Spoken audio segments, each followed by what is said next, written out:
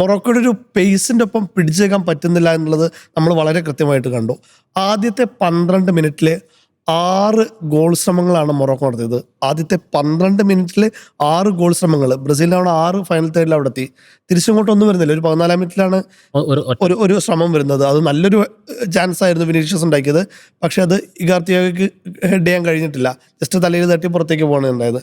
അത് പക്ഷേ മത്സരഫലം മാറുമായിരുന്നു. പക്ഷേ മത്സര ഗതിക്കനുസരിച്ച് തന്നെയാണ് ഫസ്റ്റ് ഗോൾ വരുന്നതും. അദ്ദേഹം ഗംഭീരമായിട്ട് തന്നെ ഫിനിഷ് ചെയ്തു എന്നുള്ളതാണ് ഇസ്മായിൽ ചെയ്തിട്ടുള്ളത്. ബ്രാഹിം ഡയസിൻ്റെ ഒരു പക്ക ത്രൂ ബോളായിരുന്നു.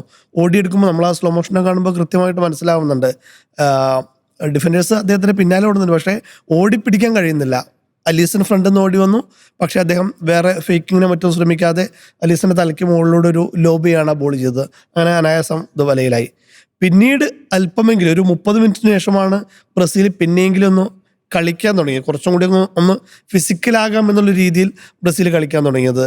അത് ആ ഗോൾ വന്നിട്ടില്ല. ആ ഗോൾ മാത്രമേ ഈ ഒരു 90 പ്ലസ് 10 മിനിറ്റ് എക്സ്ട്രാ ടൈം വന്നിരുന്നു.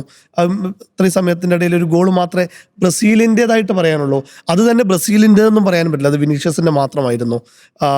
കൃത്യമായിട്ട്, അതായത് നമ്മൾ റയലിലൊക്കെ കാണുന്നതാണ് 1-on സിറ്റുവേഷനിൽ എങ്ങനെയാണ് വിനീഷ്യസ് കളിക്കുക എന്നുള്ളത്. സ്റ്റെപ്പ് ഔട്ട് ചെയ്ത് കയറിപ്പോയി ഡിഫൻഡർ വേക്ക് ചെയ്തിട്ട് ഒരു ഷോട്ട്. ആ ഷോട്ടിൻ്റെ പവർ എന്ന് പറയുന്നത് 110 km/h ആയിരുന്നു വിനീഷ്യസിൻ്റെ ആ ഷോട്ട്. അതും ഒരു കർവ് ഷോട്ടായിരുന്നു. അവിടെ ഏത് ഗോളി വന്നിട്ടും കാര്യമില്ല, അത് തൊടാൻ കഴിയില്ല എന്നുള്ള സത്യം. അത് വിനീഷ്യസിൻ്റെ ഒരു ഇൻഡിവിജ്വൽ ബ്രില്യൻസിൽ വന്നൊരു പ്രകടനം തന്നെയായിരുന്നു.